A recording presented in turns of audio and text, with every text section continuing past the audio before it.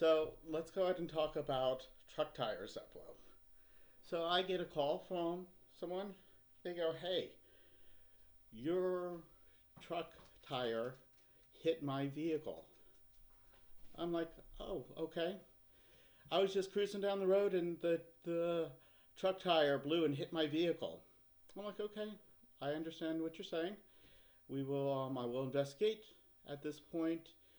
If you need immediate relief from your damages, you'll have to go through your own insurance. Um, and then once I complete my investigation, I'll contact you." So, what am I looking for? So, when I talk to my driver, my truck driver, I go, "I got a call from some guy that said that your tire struck his vehicle." The guy says, "Well, I did have a tire blow on my tractor, and then I pulled off to the side of the road. I called the police, and then I also called a service to come change the tire. And then about 45 minutes, this guy shows up.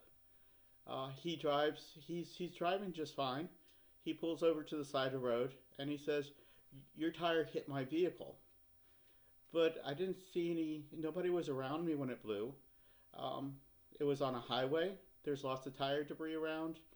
Um, so I don't know what he's talking about. So I say, "Okay, well, let me take a look." So I take a look at the service records. I take a look at any photos that he may have. I call the guy back and I say, "Listen, so what happened?"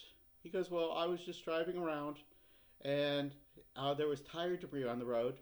And then a couple miles down the road, I see a truck and tractor that is on the side of the road with blown tire. So your tire hit me." And I ask him, "Well, was there tire debris on the roadway that you struck?" He says, "Yes." So when we talk about tire debris, we're talking about um, two things with tires. We're talking about missiles and we're talking about road debris. So if it's a missile, you're driving down the road, the truck tire blows and it shoots straight up and hits your vehicle. It doesn't hit the ground, it goes straight up, or it goes to the side, or something happens. Um, Road debris is just road debris. It's just stuff laying on the road. On the highways, there's lots of tire debris, lots of other kinds of debris. You need to have proper lookout not to strike it. Um, if you do hit it, then you need to go through your insurance. Um, so I get the police report, and the police report says that it makes a direct link to our tire. That this guy says that our tire hit his vehicle, which isn't surprising. Um, the police are just doing their job. It notates on the report that the other driver was not injured. He had damage to the front of his vehicle and drove away. Um, so here's what I'm looking at as a claim handler. So I take a look at the time that's on the police report, and I take a look at the time from the service records that the tire blew, and I see that there's about 30 to 40 minutes um, gap time, which is kind of curious to me. Um, so, so I called the claimant back. I says, "Well, I'm still investigating the claim. I got the police report, just letting you know where I'm at with everything. By the way, when you hit the debris, did you drive straight to look for the truck, or what happened?" He goes, "No, I went to a gas station to take a look at the damage, um, and then I got off on the exit and I got lost, but then I got back where I was, and then I went to go find the truck and trailer." Well, so this is a broken chain of events. What could have happened in that time? I don't know. Maybe he hit some debris at that point. I don't know. So there's a lot that goes into it for road debris versus missile. I have had claims where it's a two-lane highway. We're going one direction, the other lane's going the other way. Just as the vehicle passes the truck and trailer, the tire blows straight up, hits the front of the vehicle, smashes the windshield, and we have an injury. That is something that I would pay. There's a direct link between our truck and trailer and the vehicle. Um, that is something that I would pay the property damage for.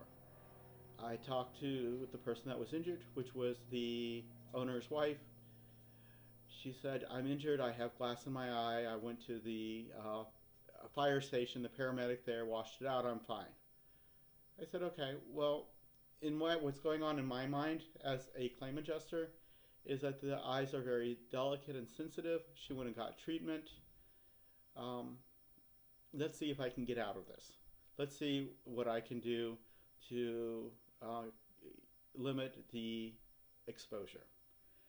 So I said, I listened to her, and I said, well, I'll be glad to, I understand that there's an inconvenience level, and I understand that you had glass in your eye and everything. And I said, what I would like to do is offer you $1,000 in exchange for a bodily injury release. She says, yeah, that sounds fine. There's no permanent damage to my eye. They just washed it out. I'm fine. So I sent her the release, and she signed it. So I was able to, without much, without much money, I was able to in that exposure. That made business sense. Now there has been road debris or blown tire claims where somebody's claiming an injury.